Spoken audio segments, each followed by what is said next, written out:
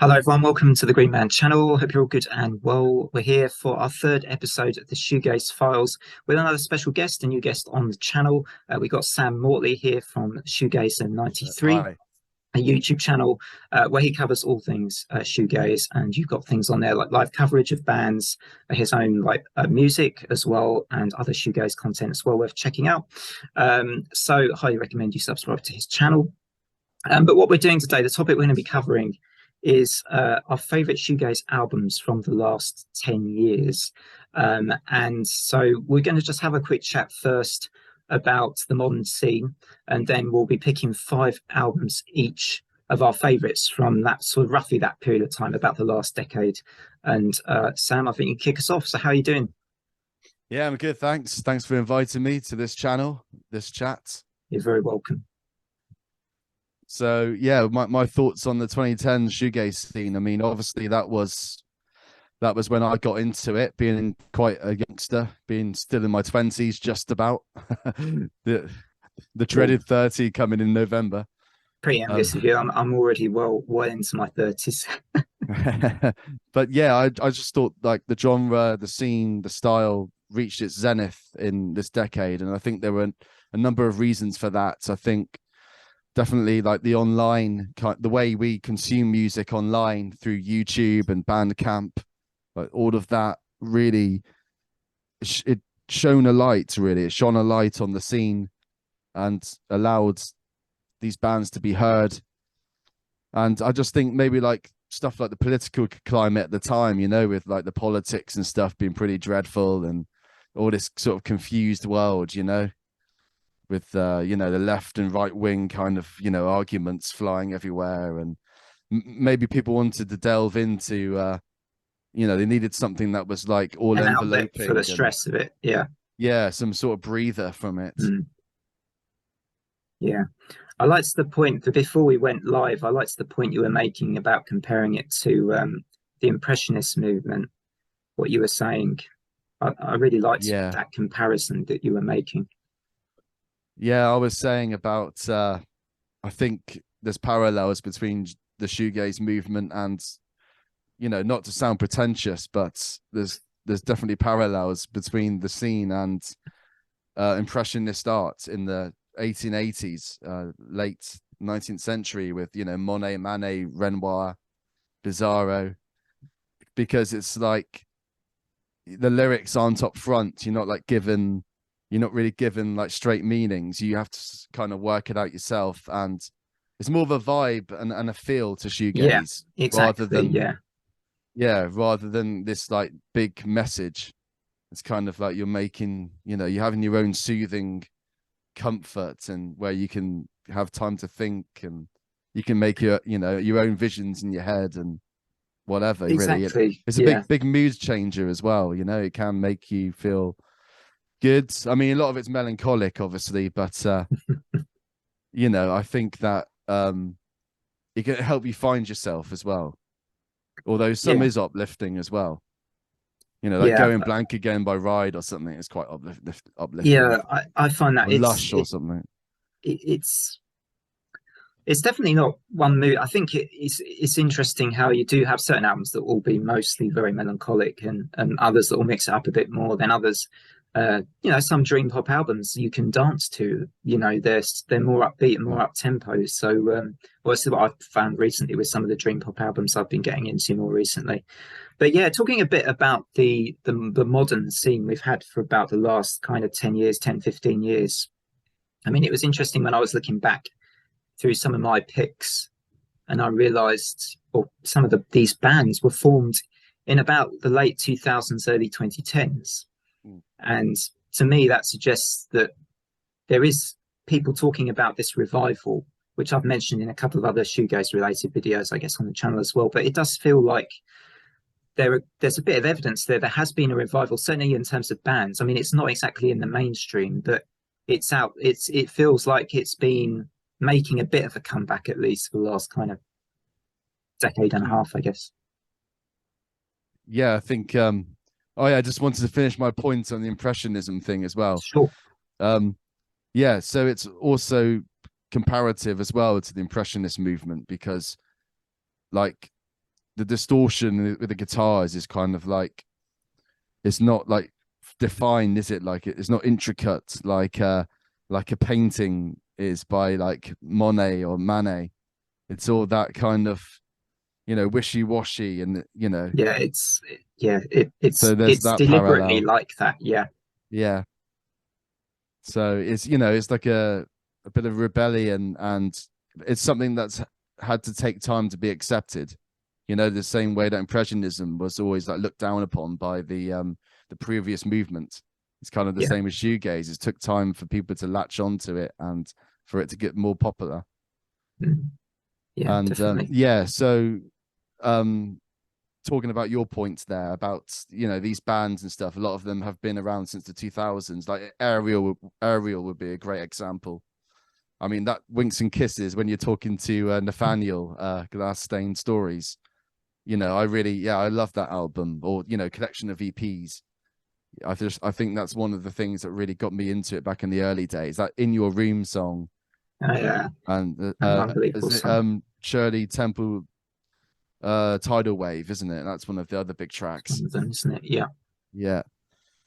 And yeah, and I think the reunions helped. That's my main point there. I think with MBV coming back, releasing that self-titled one in 2013, and then you had like Slowdive suddenly jumped on the bandwagon, and then Ride announced their reunion at the end of 2014, Yeah. and then finally Lush. Yeah, it's strange, isn't it? And Yeah, and now I've and like mentioned Hum and bands like that a little bit as well. And mm, yeah, yeah, it and Swervedriver, Swervedriver. and they've released two albums, haven't they? With I Wasn't Born to Lose You, and the other one, Future Ruins. And you know, and Ride did the same. They've released two albums, and Lush only got an EP out, unfortunately. We would have loved to have seen more from them. Yeah, yeah. Well, hopefully, we might see some more. I mean, who knows? Maybe we'll get one from My Bloody Valentine. I've kept my fingers crossed about Slowdive Yeah, getting wow. one out. You know, reasonably soon. But Never know with Mystique Kevin Shields. I mean, he said he was going to bring out stuff in like 2018, and it never came to fruition there. I mean, I don't know what they do. Maybe they have like a big part-time job, and they must have something going on to be occupied away from the music. maybe that's it. I mean, yeah, everyone has other maybe aspects to their lives, and because Mm. I also, yeah, I mean, yeah, MBV and Slowdive. I saw that they tweeted they were working on LP5 last year, I think. So I'm Yeah. keeping my fingers crossed. I think I, their last album got me. I got so into that it's led me to just being very excited about whatever they've got next. Yeah, exactly. got a big collection beside me On here. cue. Yeah. It's good to show the albums as well as talking about it. Exactly. Yeah. It gives the I've viewers I've got a couple. ideas. I've got a couple of them. Unfortunately, I Yeah. don't own quite a few of them on CD though. But yeah. Mm. Anyway. I saw Slowdive in Bath this last year in May. Oh, They played in Bath, which is, you know, I'm from Plymouth, so anywhere that's like Bristol, Southwest. yeah. Normally Bristol is the nearest port of call for me for gigs. So I've Yeah, I seen guess quite a that's where few they will there. go, isn't it? So Yeah, they I've don't seen go as far as Plymouth then, most of them. no, none of them do. I mean, like Slow Crush were meant to play Torquay at a festival, and that was Okay. the closest a shoegaze band has like ever been. But they actually they get cancelled it. But luckily, I'm going to see them in Bristol this year. All right. Yeah, Slow Crush, really Cool. good band. Okay. Um, so shall we move on to our picks? Are you ready for Yeah, that? So yeah, we can do do. you wanna start with your I think Yeah. you said you might have some honorable mentions there as well. So feel free just to kick off with your maybe your own mentions. If you just want to go All through all right. of yours, that's absolutely fine. Yeah, well, I'll be very quick with the honorable mentions. So I'm not going to elaborate too much because obviously it's only we only got 30-minute I know, yeah, the time old limit. Zoom limit. Yeah. Yeah. Well, I would say stuff like there's Exit Calm, which is a British band in the style of like old school Verve. They definitely got this kind of Verve feel to them. Like the front man's very like Richard Ashcroft, where you know he's kind of like a bit kind of shouty, but like passionate and spiritual, you know. Okay. And they've got a guitarist that's just he always just slaps on the delay, and it's just beautiful. really like single notes and delayed and creating this big Nice. atmosphere, the typical sound. Sounds good. So yeah, I exit definitely don't know cover. that one. Yeah, definitely worth checking out. What's the title of the album there? Oh yeah, this is the future isn't what it's meant to be. Okay. The future isn't what it's used to be. That's it. And what it used to be. Okay. What isn't? Yeah. I'll have to I put them think up in the description afterwards. Be and good. that's on the Club AC30 label, which is what Ringo Deathstarr are on that label as well. Ah, Oh yeah, and okay, yeah, Flying Colors are, so two big bands there. yeah, I yeah, think both good bands. 2015, I believe. Another one would be another British band is 93 Million Miles from the Sun. Okay, another one I don't know. Yep. But they've been around since 2007. Okay. Guy called Nick Noble is the front man, and they're Okay. very much more in the fuzzy kind of side of things. Okay. Their albums are just very distorted, saturated.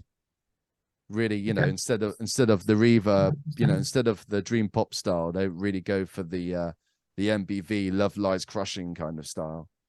Okay. Gotcha. But yeah, I think that the guy one of the guitarists in this band right now, he's mastering my album at the moment because Oh, really? I'm working on my own album. Because Breather is my band name. It's just two of Breather. us. Yeah, Breather. Okay. And the album's going to be called Echo Dreams. Okay. I like that as a title. Good title. Bit of a shame this self plug there. I feel a bit bad now. Why not? No, we'll Right. definitely plug whilst you got your chance. And but hopefully it turns out all right. The album. Hopefully it's not too much disappointment. So another sure cheers. Thanks. More honourable mentions. You got Ride with this is not a safe place, which came out in 2019, and I thought that it was very accurate title, very fitting with the COVID situation. Because it wasn't a safe place, was it, to be anywhere in the world? Very fitting. You got the signatures as well there from the band members. When I met them, I met them in Oxford. The whole band's on this tour. Awesome. The tour, yeah, I think that they are my favorite bands, like probably of all time. Although they're not the shoegaziest band, but just in general, I just think the musicianship and the songwriting is just really great. It's really good with Ride. Like, I mean, especially with the early stuff like Nowhere and Today Forever. Yeah. So yeah, I might as well crack into my top 5. This was going to be on it, but you took it. I stole it. Yeah. All right then. So number 1 is Minatures with Jessamines. This is from 2017. Okay. Nice. I like the cover. Yeah, Australian band. Okay. As you mentioned in your previous video, you said there's a big scene in Australia. Yeah. This adds to it, to that confirmation. That confirms it. I bet I like that one. Just the feeling. Sometimes you have a gut feeling about these things. Yeah, it's a beautiful cover. It's like very 4AD kind of cover, isn't it? Yeah. The 4AD record label. I like it. Yeah. Maybe it's to do with like Tame Impala, you know, because they were like that kind of psychedelic, but like commercial. Yeah, maybe they got the ball rolling in Australia. Maybe. But yeah, this is I would say what you want is my favorite track of it, and it's very much like Curve, you know, like Curve, the industrial kind of shoegaze band. It's very much like Curve meets the Cocteau Twins, so it's got this very like, you know, this banging dance kind of drum beat going on like all the time. I'll probably enjoy that one. I reckon. Yeah, the drums are very electronic, and you know, the guitars are like distorted, you know, they've got that real like edgy distortion that you get in industrial music. But then they've got the Cocteau kind of the woman singing, you know, the kind of vocal gymnastics, the way she's like gliding up and down the notes, and you know, and they got the chorus flange guitar as well. So they got a nice dynamic range there, different sounds. I do like that sound, like a good chorus and flange sound. Yeah, so definitely check it out. Okay. Moving on to number 2. This is one of the comeback albums from one of the early 90s I guess bands. Swervedriver. Yeah. Swervedriver, I Yeah. Wasn't Born to Lose You. It's got 11 And, tracks on it. and another meeting with that band as well. Yes. Yeah. How could you tell? Yeah, yeah, I do like, I do like being the fanboy, like going around and speaking to them, and because they're really like, there's no ego in shoegaze. I think because they weren't like big stars or anything, so Yeah. they seem like normal guys when you talk to them.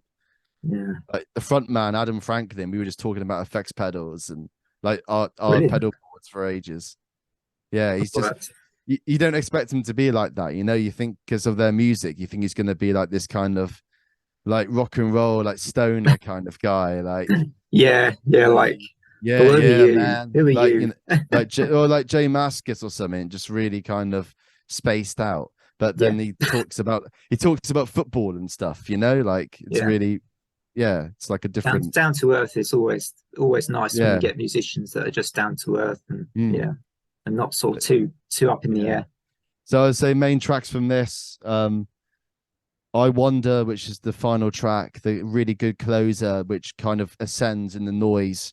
The noise kind of ascends and ascends until it reaches the climax, like I primal, like the sound of that. by Slowdive, that kind of thing, Oh yeah. where the effects are just, they add on, like creating more textures. And Autodidact, the first track, is a really good radio hit. Okay. I actually I played that on my radio show earlier today. Today. Yeah. Okay, number 3 is Flying Colors with Mindfulness. This is another Australian band. I don't know if you heard of them. I do. I have heard of Flying Colours. Yeah. I Yeah, because haven't checked out much of their stuff. I think they got a lot of exposure by like Radio 6, especially for their single, which was on the EP before this, called Wavy Gravy. We've got something coming out this year, right? Yeah, yeah, I just saw that on Facebook earlier. Yeah. Yeah, like March time, they got their third album. Yeah. Yeah, I didn't go much on the second one actually. The Fantasy Country, I think it's called. Just, I don't know, just didn't think the songs were there really. But this is fantastic. One of the best of the decade. Songs like, so my highlights would be It's Tomorrow Now, the opening track, Long Holiday, and 1987. I think all of them are really great singles. So yeah. But yeah, they're very upbeat in their style. Instead of going for the usual melancholy, I would say they're more like the Ride vein, where they've got kind of traditional indie aspects as well, kind of like with the kind of arpeggio kind of lines and Yeah. Describing that well, yeah, because I've been trying to think sometimes how I would describe Ride, and sometimes I struggle, but I think that's a pretty good the way. Sort of the traditional indie part of it, yeah, yeah, yeah. kind of like the Stone Roses influence. Mm, Yeah, Beatles as well, obviously, and yeah, the Birds are a big influence, aren't they, with the 12-string Rickenbackers? that's true. Yeah. So number 4 is Nothing. Yeah. Now I nearly picked that one. Yep. Tired of Tomorrow. Yep. I was just Good laughing because the name's Nothing, so it's like I'm showing you nothing. Nothing to see here. Yeah. Yeah. So I caught these guys live at Bristol as well in 2018, and yeah, Brilliant. really good. Yeah, they're a good band. Yeah, much that more. album was probably, I mean, that was the one, but yeah, I remember that one better than I think the other one I listened to, which I can't remember. But yeah, that Was that Guilty of Everything by any chance? Yeah, I think it was that one. That's their first one. Yeah, I think that's a bit more heavy. But I thought the great thing about Tired of Tomorrow was that it really blended both sides, where you got heavy tracks and you've got the mellow tracks on And there. the mellow ones as well. Yeah. The mellow ones are beautiful. I think that's the best songs, like 1990 Heaven, and you've got Our Plague and Everyone Is Happy. I think they're my favorite tracks, better than the heavy ones on there. Cool. So yeah, definitely check it out, people. Cool. And number 5 finally is drum roll. need a set of drums. Yeah, is Oh wow, great pick. Deserta, Yeah, Black Aura, My Son. And yeah, you should be aware of it if you like the dancey drums. And this has got like a synthy, like 80s pop feel to it. yeah, they very much have that, don't they? Or oh, the name of the guy's gone from my head, but I really liked the album they did last year as well. Mm. Oh, I wrote it. I wrote it down here. It's like Every everything you moment, want. everything you need, or something like that. I think it Yeah. was called. Um, and I really liked the mix on that one. Oh yeah, here it is. Yeah, every moment, everything you need. That's the one. Yeah, yeah. I think the production on that's fantastic, Mm. and that's another thing to say about shoegaze, or another point to make about, it's really undervalued. I think the mixing and the mastering. I think it's a more intricate job than what people think it is. It's not just like whacking on reverb. It's because I've been mixing my own stuff, and it's like you got to start off small and that, at smaller volumes, and then you kind of pump it up in post-production, and you got to try, and it's hard to texture everything and make everything balanced. There's just so much noise and chaos going on. You need somebody like Alan Moulder to sort it out. He's Okay. one of the big mixers. The big producers and mixers. Okay. Yeah, Alan Moulder. Yeah, he did the I think he got Loveless over the line, and he did Swervedriver and Cut. I'm Yeah, sure. yeah, yeah. Because they went through a lot of mixes. That's what I read. Yeah, they went through hundreds of engineers or something. Kevin Shields just firing them all the time. Yeah, and I just think that I think playing live and stuff, it's hard to manipulate all the effects like the way you want them to be, unless you got some really good expression pedal that can change the speed and the tap tempo of everything. It's hard to control all that, and recreate what you do in the studio. So really, I think the bands that can really get close to the studio sounds are probably the most talented ones in a way. Yeah, for sure. Yeah. All right, that's my 5 picks. It'd be good to hear yours. Yeah, so okay. I'll get through mine sort of really. So I mean, I didn't have many honorable mentions actually. I mean, the only honorable mentions I had, I've mentioned on the channel quite a bit before. So I wanted to try and pick albums that I've maybe mentioned before, but not as many times as these two. One is Alvvays Antisocialites, which is a bit of a dream pop, as well as some shoegaze aspects to that one, I think. And yeah, love that album a lot. And then Slowdive Self-Titled, which you mentioned, and which I've mentioned too many times on my channel probably now. Yeah, so my picks, the first one I'm just going to share my screen for. Let's do this. Are you doing all right for time, by the way? I think we're okay. Yeah. Okay. Yeah. Good. I think we're good. Okay. So this is Ringo Deathstarr's Pure Mood. And this came out in 2015. So this came out in Japan in 2015. And then I think came out slightly later in the US in 2016. So yeah, I really like this. This is a bit more, I mean, I always see this band getting compared to My Bloody Valentine, and in almost every article I've read or review on them, but I think they've kind of taken the sound and they have done a bit more with it in a way than those sort of that, certainly that original My Bloody Valentine album. They're quite catchy, aren't they? More catchy, I'd say, than some of MBV's stuff as well. Yeah, I like this album. I like Frisbee a lot on this one. Frisbee, Big Bopper is a good one. Yeah, Heavy Metal Suicide, I like that one quite a bit as well. Guilt is a good one. That's another good one. Yeah, most of the tracks probably I could just read them out for this album, but yeah, really good one. And yeah, they're from Austin, Texas, aren't they? So good band. So I'll sort my share for that one. Yeah, I think everybody's painted with that brush, aren't they, with the MBV kind of comparison? Yeah, definitely. Next up, we've got, I've had my reminder come up. Your meeting will end in 10 minutes, but I'll get through it. So Pink Shiny Ultra Blast, Everything Else Matters. Love this album a lot. It might even be my favorite album from the year it came out. I think 2015. and they're from St. Petersburg in Russia. And this album, honestly, is just something. I think I don't know. Yeah. It's addictive as well. Listen to it possibly more times than any of the other albums here. I think maybe it's something addictive about it, and the sound.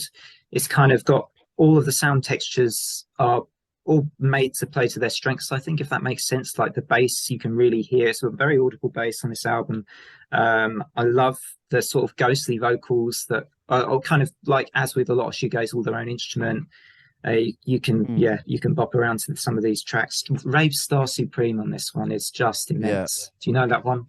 Yeah. What a track that one is. I actually listened to it the other day when I got your email about what albums you were doing. I was refreshing my memory of these, and I think Yumi, I think, is my favorite track from there.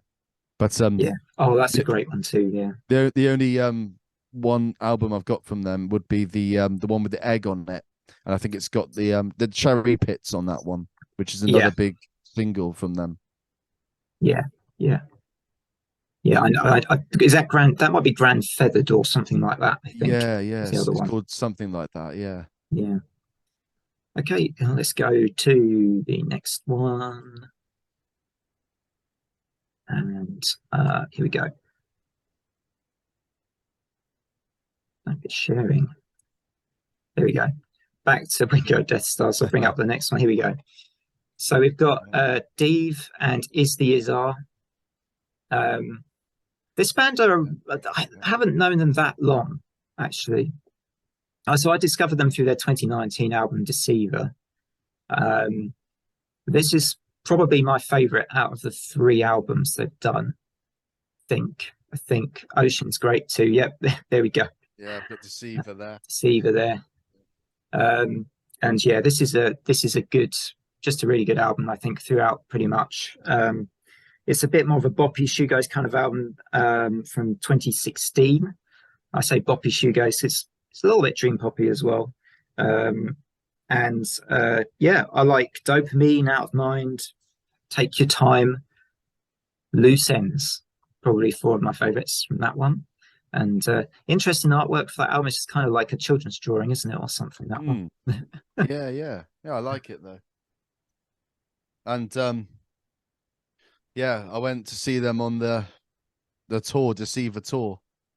So I got the T-shirt from that gig, Dive Deceiver, with the band on the front, and then the Bristol date was the first one. So that was the first gig that they did. That was the first gig, yeah. And unfortunately, because COVID happened like literally a month or 2 following that they cancelled the rest of it. And then I think they had a bit of financial difficulty. I remember Zachary Cole, the front man, was like on Facebook saying, I wish I could scream and stuff because we're not getting paid. No one's taking our struggle seriously. Yeah, it sounded like they've had quite a history in that band as well for the last how many years. They've been about 10 years around. So they formed in I've got here written down 2011. So they've been around for not too long, but they've had a lot happen in that time, I think, that band. Yeah. So my next pick, and I really like this next one. So this is by a band called Beef Forest. Yes, this is where I didn't recognize your last 2 picks. Yeah, so this is Beef Forest, and the album is called Nocturne with a K. And it's just quite a short album. It's only about half an hour. It's almost, that's more like EP length, really, isn't it? But it's really super atmospheric. I think some of the genres, it's been described as dark wave as well as shoegaze and that sort of thing. It's more electronic kind of fusion with this album. But I just really enjoy it. I mean, they said when they were making this album, I think that previous albums they've done about places, but this was more just being driven by sort of feeling of a widening abyss or something going further into darkness. So, but it's not, I wouldn't describe this album as depressing though. It's just very sort of like you're in a kind of a dark fairy tale or something, it's very magical but dark at the same time. It's just very atmospheric, that one. Really like that one. They're from Italy as well. This trio, they're a trio from Italy, so stop sharing that one. And yeah, the last one I'm going to mention, whilst we've got a few minutes left, is Asteroid Number 4. Do you know these guys? No, I didn't Oh, know you this did. last Yeah, two you said you picks. didn't know the last couple. So this is Tones of the Sparrow. This band's from California. Apparently, though, in fairness, this is one of my picks where this band have been around for about 20 or so years. I think they've been around for a while.